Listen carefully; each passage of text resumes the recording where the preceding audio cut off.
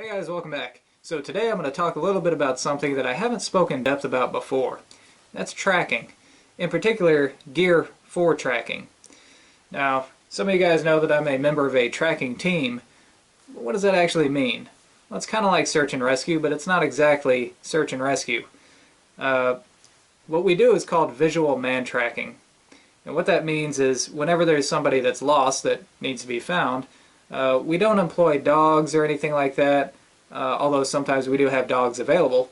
What we do, the skill set that we actually employ, is we find the person's trail. We find the sign that they left and ideally follow them step by step until we find the person. Now you might be saying, man, that sounds pretty cool. How come I haven't heard about that before? Well, it's because it's a pretty small community. Some organizations like the U.S. Border Patrol use it quite often.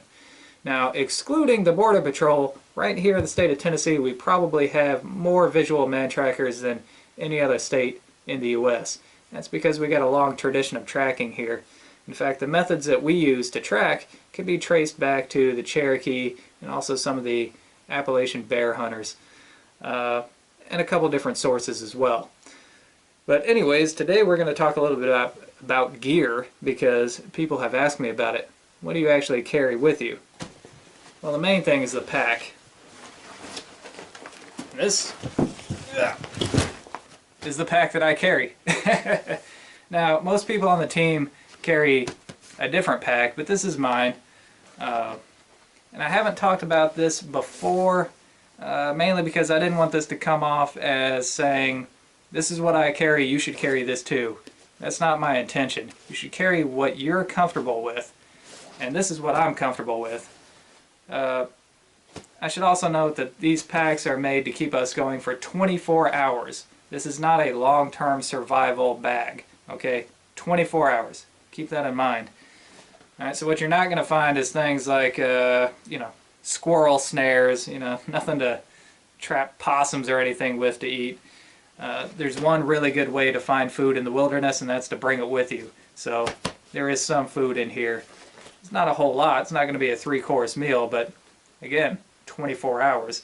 Have you gone 24 hours without eating? Yeah, so have I. All of us have at some point, but you do want some food to keep your brain sharp, right? So there is some of that in there. I guess I should start out by talking about the pack itself. This is the Eberly Stock High Speed pack. One thing that I really like about this is all this padding on the back. This is an incredibly comfortable pack. You can just see just how scushy all this padding is. You've got a great waist belt on here too. That's not a huge pack, although it probably looks bigger on camera right now. But it's pretty lightweight. Everything in here, excluding water, weighs about 13 pounds. And that's not very heavy. And you've got this great waist belt here to keep most of that weight on your legs, not on your shoulders. So the design of the pack is pretty cool. You can see the profile of it here. It kind of tapers down to the widest point right about here. This keeps most of your weight right where it needs to be. I also have a pack added on the bottom here. This is a Voodoo Tactical pack that I can add extra stuff onto, like an extra jacket, bivy bag, something like that. That can go in here if I need it. Right now I just have some extra snacks in there. These New Millennium energy bars, so we got some of those in there. And some other, this is Nature Valley. Other snacks of that sort. In the wintertime there would be things like jackets, extra gloves, maybe an extra hat in there. Alright. And you might notice on this side I've got my knife. Now this is the BK7. I also have it tied with parachute cord up here, just so it doesn't get snagged on a branch or something and unsnap this and falls out. You don't want that to happen. So if I untie that, there it is. Yeah, it's a little bit beat up. It's seen some use, but it's still razor sharp. That's a great knife. I carry a knife like this case I need to make a shelter or anything like that. And also in the sharpening stone pocket down in here, we've got a small multi-tool. This particular one is made by Coleman. It's an older one.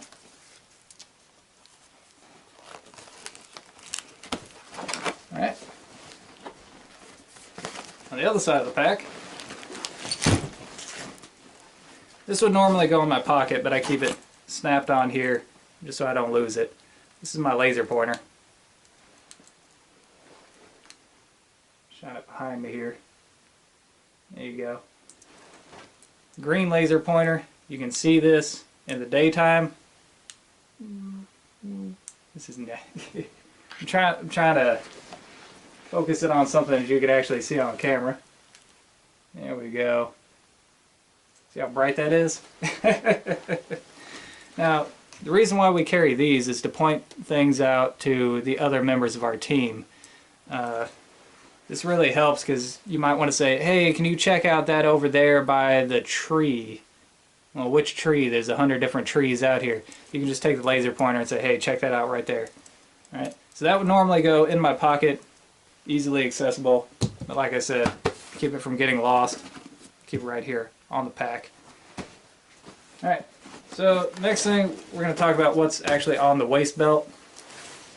Now on this side here I've got my radio. And I've got the cord running up here to my mic that's on the shoulder strap. And here I've got just kind of an extra pack, and then here, guess what? Got more snacks. I've got snacks. I've got my emergency signal whistle in case I need to get somebody's attention. Some trash. I did have some gum in there now as I chewed that piece. And I also have, if I can find it in there, here's that small flashlight. You guys have seen this one before. This has a couple different pockets on it. You get another pocket right here. You open that up, you get another pocket right there. Keep things like spare batteries in that. Alright, we burn through a lot of batteries actually.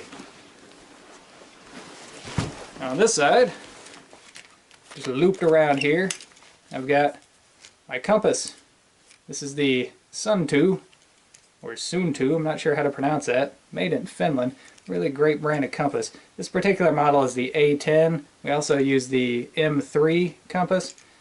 You can't go wrong with this brand. We always use the base plate compasses instead of the lensatic compasses because these work a lot better with our maps. I guess I'll add in a little bit about how to use one of these, just kind of the bare bones basics. I should add that in right here. Okay, a couple thoughts on navigation with a compass. It's a really big topic and we could easily make a dozen videos on this, but that's not really our intention today. We're just going to talk a little bit about the bare bones basics of this. First thing, determine what type of compass is going to be best for you. This particular one is a base plate compass. We use these because they work really well with our maps.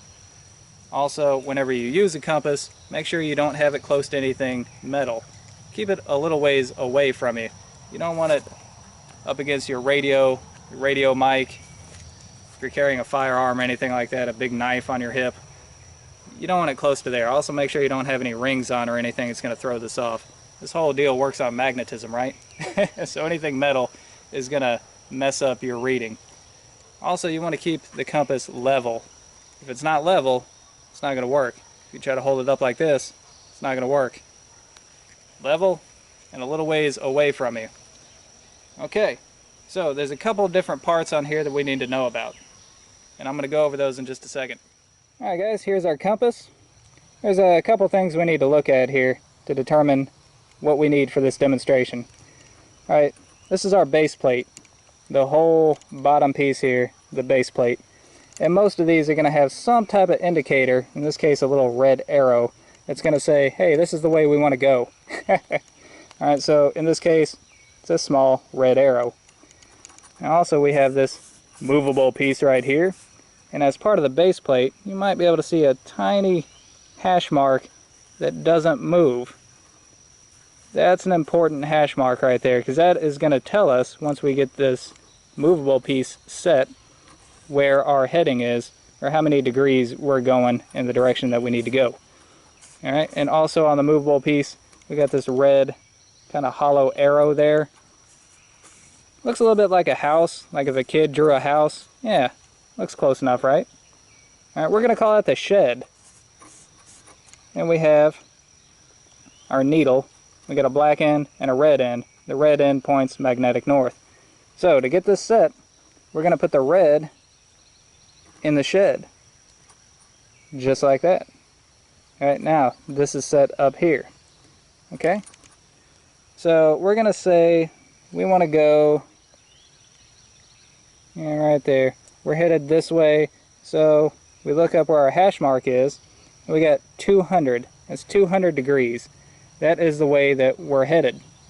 Now to find our way back out, on this one you can just draw a straight line down from there and see that our back azimuth, or the way back out, the opposite of the way that we went in, is 20. But if you don't have that feature there, you can either add or subtract 180 from however many degrees you're going in. So in this case, 200. Well, if you add 180, you get 380. Well, it's not 380 degrees here, so we know we need to subtract. So subtract 180 from 200, you get 20. Hey, we got a 20 right there. So 20 is our way back out. And the way you would do that, say I'm where I need to go, I've gone in, 200 degrees, now I'm ready to go back out. I would take that hash mark and line it up with 20, and I would turn my body with the compass until the red was back in the shed right there, and that would tell me which way I need to go back out. Alright, I know that probably came off as a little bit confusing, but again, trying to keep it as simple as possible and without throwing out a whole lot of different terminology. That's about as simple as we can keep it. So to kind of sum it all up, got our compass level. Alright, we got a little ways away from our body. We know we want to go in this way, so we put the red in the shed, line up that red hollow arrow with the red solid arrow, and we got 200 degrees going in. So whenever I want to find my way back out, the opposite of the way that I came back in, I would set this to 20, because if we take away 180 degrees from 200 degrees, we get 20 degrees. So now I got that set to 20 degrees. So now I rotate my body until the red is back in the shed, and now that is my direction of travel headed back out. Alright, so as you see, we got the compass. We also have the GPS. This GPS is the Garmin Rhino 650. Really great brand. I love Garmin GPSs. This one's got a ton of features on it. More features than I really know how to use, actually. I'm learning new stuff about it every time. So that pretty much concludes the outside of the pack. So let's see what's in here. Alright, so now we start on the inside of the pack. We'll start with the top end. The first thing you see, my trusty canteen. I carry this with me everywhere. The pocket there, I've got some water purification tablets.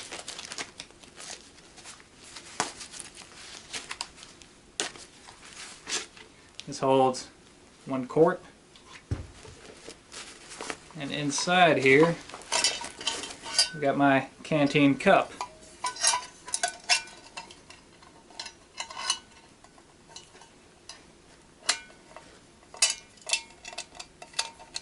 These things have been around for a long time. They're really handy. You can boil water in that. It's awesome. Alright. Also, one thing I forgot to mention, on either side of the pack here, you've got spots to hold water bottles, and I do usually keep 2 water bottles, 1 on each side. Now we got this zipper pocket here, and inside I keep a headlamp. This is just a small one made by Pelican. You've got 1 LED, 3 LEDs and off. So it's bright enough to do what it needs to do. I carry another flashlight, again with a high-vis lanyard here. This one is very bright too. Spare batteries. These are AAA. One thing about batteries that I should mention, it's really easy to find AA's. Seems like everybody carries AA's, and if you're on a long track, a lot of people will bring AA batteries to restock everybody. Not a whole lot of people carry the AAA's, so I always like to carry some extras with me. Because some of my stuff does run on AAA's. That headlamp runs on AAA's. I've got another headlamp that runs on AA's. And I've got this. This is kind of my battery pack. In here, I've got extra radio battery, and this one, I believe, yes, can run my radio off of AA batteries, which is awesome because the actual chargers for these radios are really expensive, and I don't have one. So I got to take my spare batteries back up to the office to charge them up. Well, with this, I can just put rechargeable batteries in here and then recharge the AA batteries as needed here at the house. So we got 2 extra batteries for the radio. Got an extra battery for the GPS. And this one also runs on AA's, 4 AA's. I don't have them installed in there. I've got them all loose in here. So got my extra AA batteries in there to swap things out. And then down in the bottom of this pouch, I keep a little tiny lighter. So why? Because why not? Alright. So that concludes the zipper pouch. Now in here we've got a couple of smaller pouches. I have a Write in the Rain notepad, a Write in the Rain pen, as well as some map tools there. I have a pack of rubber gloves. Keep your hands clean. Sometimes you're going to have to handle nasty stuff. And also some tape, flagging tape. We use a ton of this stuff. There you go. That concludes that pocket. I'm going to have to start putting some of this back in here so I don't lose any of it. This Write in the Rain stuff is awesome because you can write even when it's soaking wet. Next pouch, casualty blanket. Some people call it a space blanket. Got the reflective side and a non-reflective side. This one also has the grommets on the corner, so this can be a shelter. You can string it up just like any other tarp and use it as a shelter. I usually use it as a ground cloth. See if I got anything else in there. Nope, that's the only thing in that pouch. This will reflect body heat back at you. Now, we got 2 pockets down in here that can hold water bladders. I don't have any water bladders in there. I use it for storage for other things. We got some Wise Foods. Teriyaki chicken there.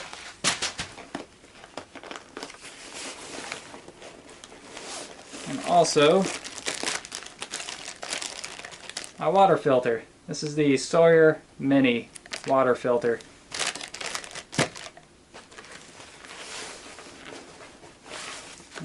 And the other pouch, got more food. I got pasta Alfredo with chicken. And we got some plastic eating utensils. And way down in the bottom here, if I can dig it out, I have my Esbit stove with the fuel tablets stored inside. So we've got a stove, we can use that with my canteen cup.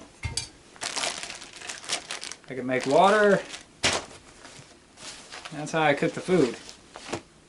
And that concludes the top pack. So now let's take a look at the bottom pack.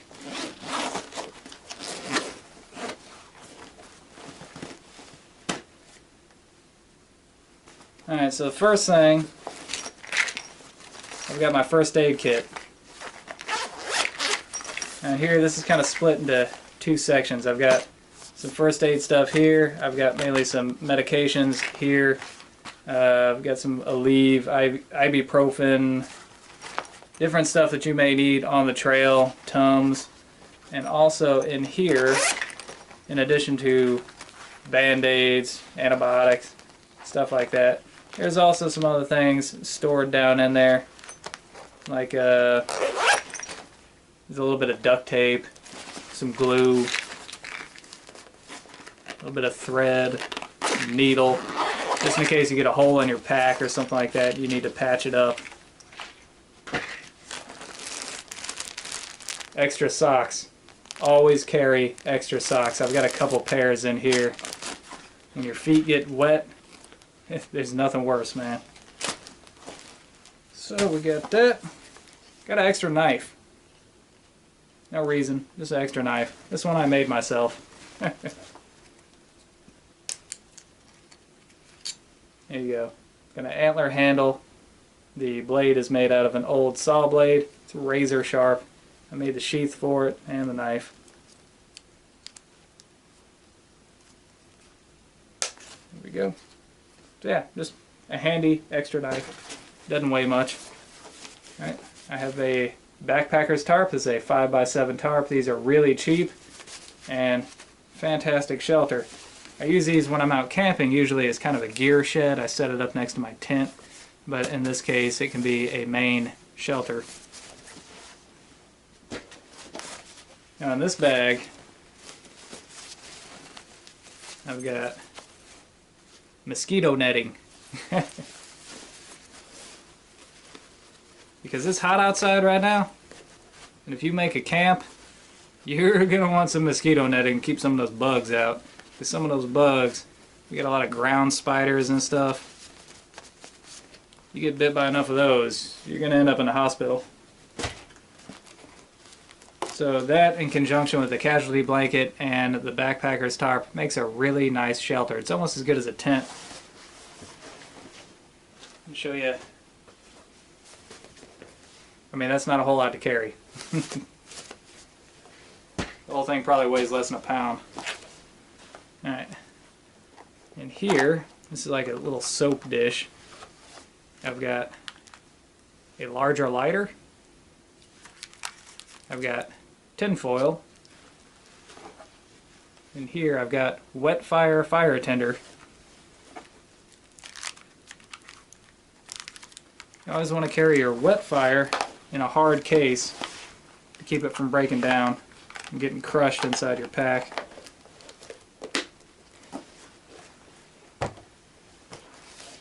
Here I've got toilet paper. Inside that, got some hand sanitizer. Hand sanitizer is one of those multi-use items that's just good to have with you. Toilet paper, also multi-use. UCO Titan Stormproof matches. Yeah, I just got these in the last Prepper gear box. And these things are awesome. So they went right into this pack. I carried the UCO Stormproof matches before, but they're the smaller ones. These are the same thing, just more of it. It's bigger. And they work better. So, they're in there. I got some tissue paper. Regular tissue paper. Again, another multi-use item. It's my blast match here. You guys have seen this move before. There you go. Yep. Just another method of fire lighting.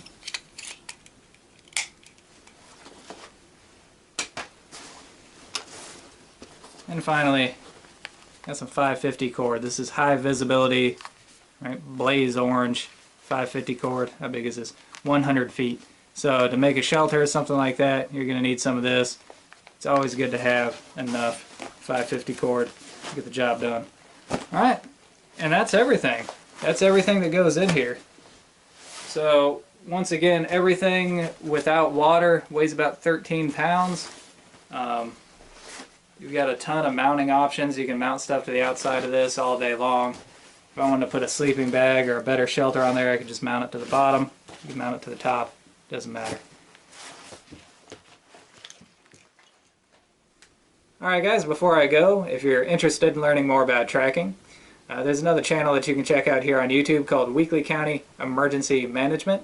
I'll leave a copy and paste link in the description below. That's a pretty new channel, but if you go there you can check out some of the terminology that we use and some of the observations that we have during our training. You can also see roughly how the team actually goes about tracking. So if you go there, leave a comment and say that Wiggy sent you. Alright guys, that is all the time that I have for today. Till next time, thumbs up.